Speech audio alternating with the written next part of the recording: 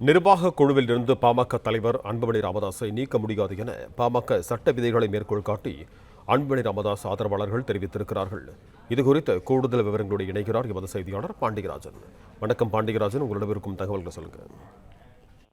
பாமகவின் நிறுவனர் ராமதாஸ் 2 தினங்களுக்கு முன்பாக நிர்வாக குழுவில் இருந்து பாமகவினுடைய தலைவராக இருக்கக்கூடிய அன்புமணி ராமதாஸ் மற்றும் பொருளாளர், செயலாளர் உள்ளிட்டோரை நீக்கியிருப்பதாக ஒரு தகவல் வெளியாகியிருந்தது.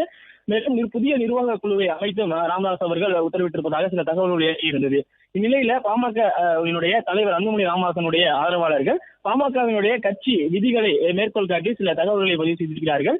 நிர்வாக குழுவில் இருந்து பாமக தலைவரை நீக்க முடியாது எனவும், பாமக சட்ட விதிகள் மூலமாக நிர்வாக குழு மற்றும் பொதுக்குழு மூலமாக தான் தேர்ந்தெடுக்கப்பட்டிருக்கக்கூடிய தலைவர் தான் அதற்கான தகுதி வாய்ந்தவர் எனவும் குறிப்பிடப்பட்டிருக்கிறது. பாமக சட்ட விதிகளின்படி பொதுக்குழுவால் தேர்ந்தெடுக்கப்படும் தலைவர், பொதுச் செயலாளர், பொருளாளர் ஆகியோரை நிர்வாக குழுவில் இருந்து நீக்க முடியாது.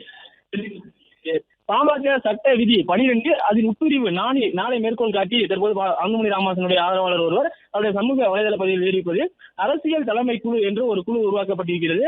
அது பொதுக்குழுவால் தேர்ந்தெடுக்கப்படும் தலைவர், பொதுச் செயலாளர், பொருளாளர், அமைப்பு செயலாளர், தலைமை நிலைய செயலாளர்கள் 20 மற்றும் 9 பேர் என குறிப்பிட்டு அந்த உறுப்பினர்களை சேர்க்கலாம். அதே போல நிறுவனர் தலைவர் ஒப்புதலோடு பொதுச் செயலாளரால் அமர்த்தப்படும் உறுப்பினர்கள் 3 பேர் ஆக மொத்தம் 18 பேர்களை கொண்டதுதான் அரசியல் தலைமை குழு. அந்த அரசியல் தலைமை குழுவை தான் நிர்வாக குழு என குறிப்பிடப்பட்டிருக்கிறது.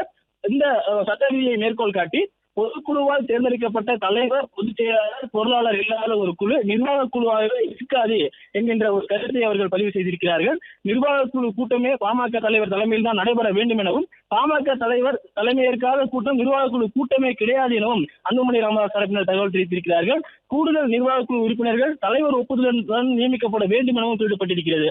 பாமகவினுடைய நிர்வாக குழுவை பொறுத்த வரைக்கும் 18 உறுப்பினர்கள் இருக்க வேண்டும். கூடுதலாக உறுப்பினர்களை சேர்க்க வேண்டும் என்றால் அதற்கும் தலைவருடைய ஒப்புதல் இருக்க வேண்டும். நிர்வாக குழு பாமகவினுடைய தலைவர் தலைமையில் தான் கூட வேண்டும். தலைவர் இல்லாத சூழலில் கூடப்பட்ட குழு நிர்வாக குழுவே கிடையாது என்கின்ற ஒரு தகவலை அவர் தெரிவித்திருக்கிறார்கள்.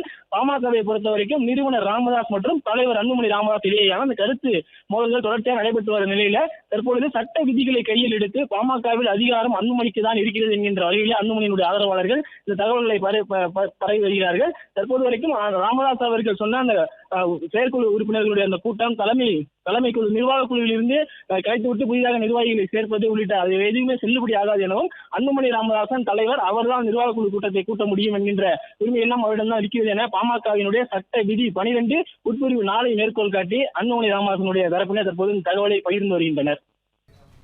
நன்றி பாண்டியராஜன், உங்க தகவல்களுக்கு. பிளே ஸ்டோர் மற்றும் ஆப் ஸ்டோரில் இருந்து பாலிமர் செயலியை QR கோடு மூலம் பதிவிறக்கம் செய்யுங்கள். செய்திகளை உடனுக்குடன் பெறுங்கள்.